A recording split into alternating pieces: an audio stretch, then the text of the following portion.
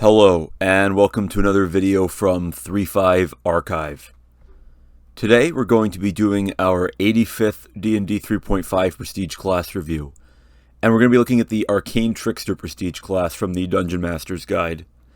As one of the original Prestige classes, the Arcane Trickster is a fairly generic yet classic concept. It is essentially meant to be a character that dabbles in both arcane magic and various skills in subterfuge and skullduggery, and as a result it is meant for a multi-class of rogue type and arcane spellcaster characters. And so when we look at the Arcane Trickster, we're thinking of a character that does do some magic but is also quite stealthy and quiet, and as there are a lot of spells that can aid with that, like invisibility and silence, mirror image and the like, all sorts of illusions, this seems like a pretty fertile ground for creativity when it comes to a character concept. Seems like there's a lot of different potential here, and that's definitely true, and there are a lot of classes throughout 3.5, a lot of prestige classes that fit into this archetype, and the Arcane Trickster was the first one to really explore this concept at all, so we're going to see how good of a job that it does. So to become an Arcane Trickster, you're going to need to be of non-lawful alignment. You're going to need 7 ranks in Decipher Script, 7 ranks in Disable Device, 7 ranks in Escape Artist, and 4 ranks in Knowledge Arcana. You're also going to need to be able to cast Mage Hand and at least 1 arcane spell of 3rd level or higher. And finally, you're going to need Sneak Attack plus 2d6. So the two biggest ones here, you're going to need to be able to do 3rd level or higher spells from a class that includes Mage Hand. There is a complete arcane feat that will allow you to get access to the ability to use Mage Hand as a spell-like ability, which technically is casting it. So if you want to go for maybe a Beguiler or something instead of a Wizard, then that will help along with that. Beguiler certainly does fit the concept a lot more than a normal Wizard does, especially given that while you do get a smaller spell list, you get access to all your spells all the time, allowing you to be a little bit more creative with what you do on the fly. Sneak Attack plus 2d6, you're going to need to be at least a 3rd level rogue. You can also use levels in Ninja or possibly Spell Thief for this, but rogue is going to be your best option. Trying to come into this just from Spell Thief, if you did take like the feat that let you cast Mage Hand, would take significantly longer since you don't get 3rd level spells till a lot later. And if you wanted to come into this as, well, your quickest way into this is to multi-class rogue with an arcane spellcasting class. Either Wizard or Sorcerer, as they both get access to Mage Hand. You could also do Duskblade if you really wanted to, but again, that's a much slower spell level progression. You don't get 3rd level spells till quite a bit later, 10th level, I believe. And because of that, you're pretty much going to be pigeonholed into being a rogue wizard. And the reason for that is that you need 7 ranks in Decipher Script, and sorcerers do not get Decipher Script as a class skill. So as a result, if you want to get into this pretty quickly, you're going to need to be a rogue wizard. You're going to need to be 3 levels in rogue and 5 levels in wizard to get into this as soon as possible. You could also, with a very permissive DM, get into this after 8 levels in Factotum, since you could theoretically fulfill all the requirements, as you would technically be able to cast spells with the Arcane Dilettante and using some of your inspiration points, as well as being able to get yourself some sneak attack for either the whole encounter or one attack. The ability's phrased a little bit unclear. Whether or not that counts as sneak attack plus 2d6 is up to how permissive your Dungeon Master is feeling. Rules as written, I don't believe that it works. And the Factotum, if your Dungeon Master is going to allow that class, they're probably quite permissive in the first place. So, realistically, we're looking at 3 levels of Rogue and 5 levels of Wizard, which is not a terrible setup, although you are playing both a low hit point character and also a character that cannot wear any sort of armor, except for maybe Thistledown padded armor, but more likely going to be running around with mage armor on yourself all day, which is decent, but for being in melee for any length of time, you're going to want to be more of a ranged-focused rogue. And that's okay. You can certainly stay back, be invisible, shoot Scorching Rays or Melf's Acid arrows, and tack on some sneak attack dice, and be a fairly decent range damage character. Although there's a lot of ground to explore here, obviously, as a rogue wizard, you're going to want to pick your spells carefully, as there's a lot of different directions you can go.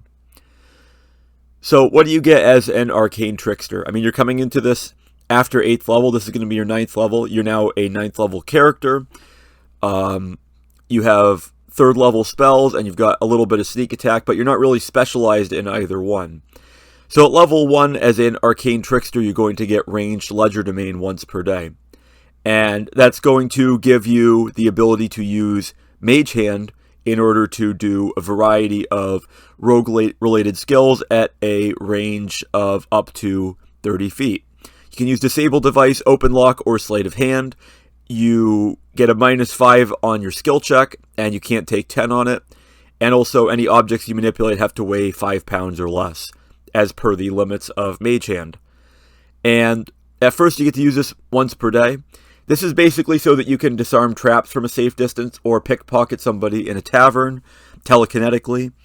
And this ability immediately runs into the problem of basically giving you permission to do something that the Dungeon Master might already have given you permission to do.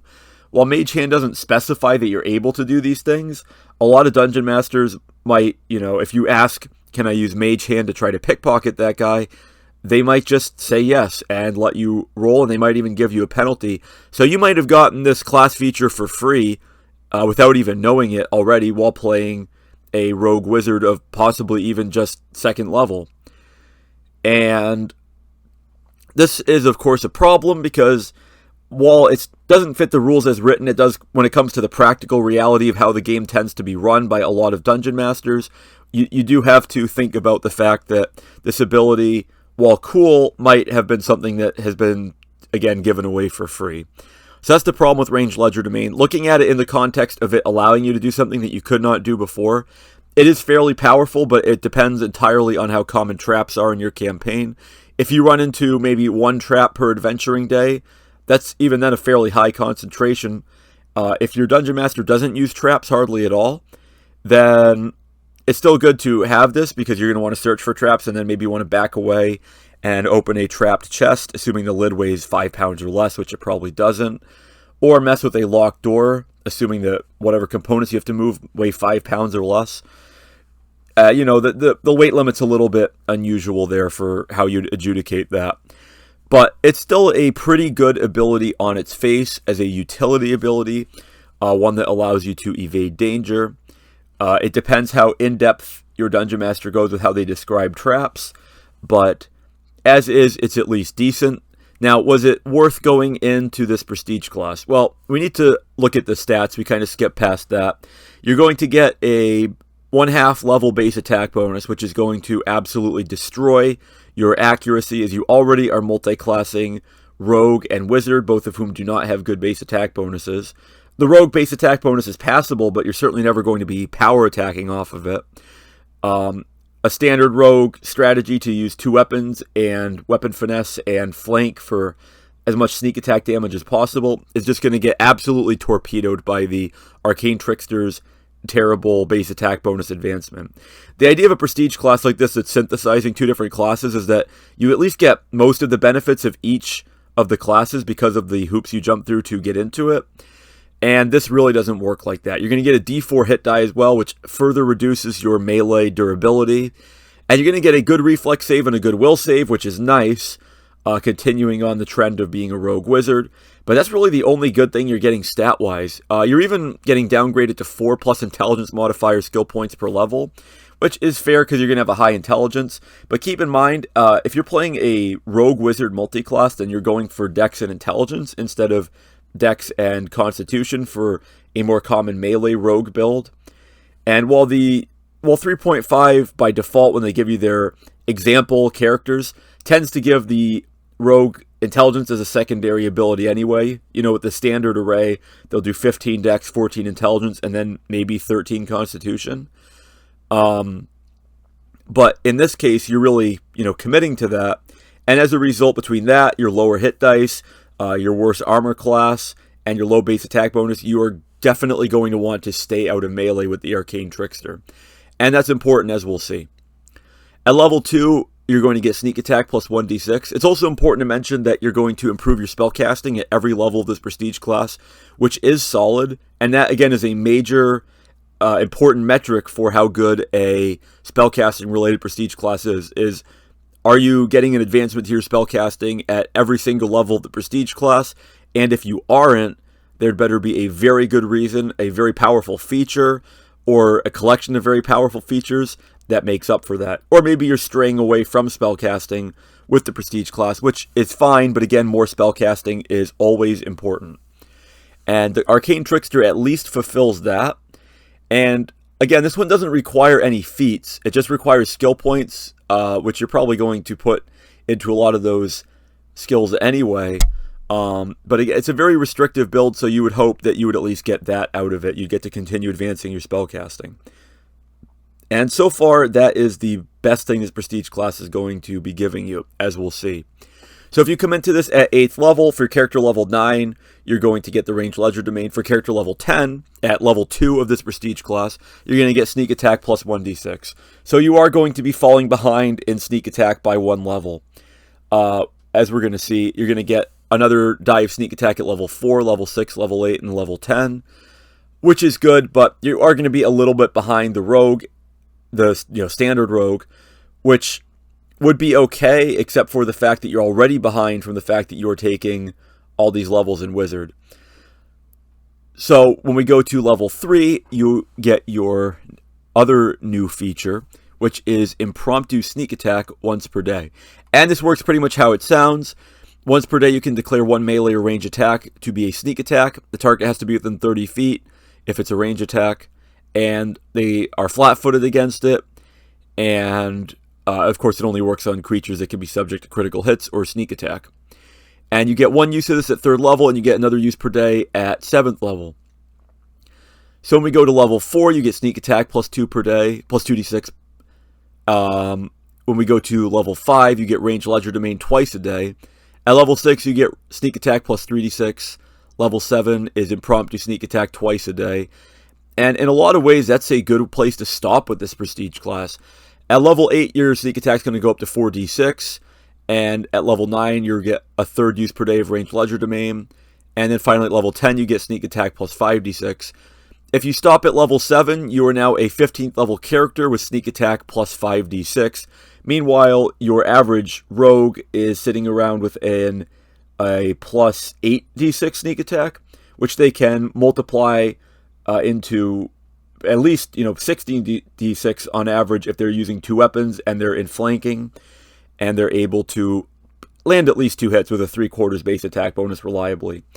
Meanwhile, your base attack bonus is going to be something like plus 7 or 8 by this point, as opposed to plus 11 or plus 12. And so you're going to be seriously falling behind in accuracy. You're actually going to be struggling to hit a lot of monsters. So this is where the impromptu sneak attack is very useful. This essentially is going to let you do like invisibility as a swift action, or like swift invisibility as a swift action, which is a 1st level spell one should keep in mind.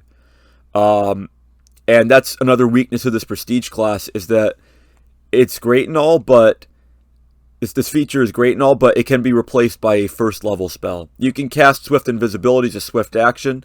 You can do a scorching ray, or you can do a Mel's Acid Arrow, and you can land that hit, add in your sneak attack dice, and if you'd kept going with Rogue, you would have about the same sneak attack damage. This at least lets you advance sneak attack and spellcasting at the same time. That's really the only thing that this prestige class gets to its credit, but there are other options for that, like the Unseen Seer, other prestige classes as well. And again, ranged legerdemain really doesn't give you a whole lot. It's very situational. And then your other feature is just improving your sneak attack, which you should be getting anyway. So overall, the Arcane Trickster would get 3 stars for concept and 2 stars for execution. Unfortunately, it's just very weak. There's a lot of skill rank requirements. It doesn't require any feats, which is good. If you really want it to be in melee, then you can run around with Mirror Image and just hope that you don't run into enemies with True Seeing. And you can dance into melee, and you can try to do some 2-weapon sneak attack with Weapon Finesse, but you're going to be worse at it. you're best off being a ranged attacker, using your impromptu sneak attack when you maybe if you are up against an enemy with true sight or true seeing, because then your swift invisibility won't work on them. Then you can do that. But otherwise, you should really just be doing swift invisibility or greater invisibility and hitting with ranged spell attacks and applying some sneak attack dice to buff them up.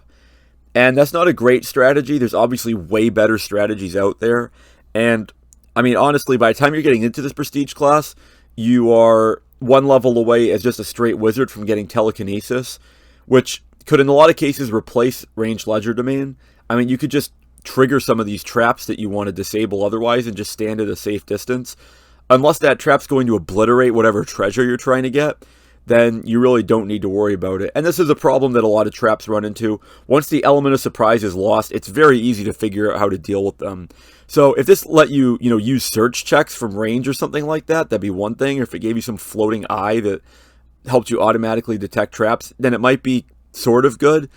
But again, it's situational, and it's only good in that situation if the DM knows that mage hand should not be able to be used to disarm traps as by default. And so overall, this prestige class really doesn't give you anything unique.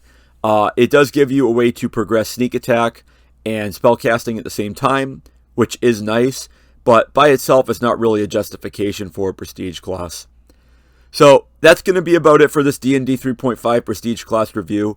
If you're going to go for a rogue wizard build anyway, it's not the worst thing in the world to take Arcane Trickster, but you're definitely better off looking at something like the Unseen Seer, or one of the many other prestige classes that are focused on that. If you really love Arcane Trickster, then you definitely can play it. It won't ruin your character, but it's not going to be the best prestige class for you, to say the least. So that'll be about it for this prestige class review. Thanks for watching. Please like, share, comment, subscribe, and so on. And I will see you next time here on 3.5 Archive.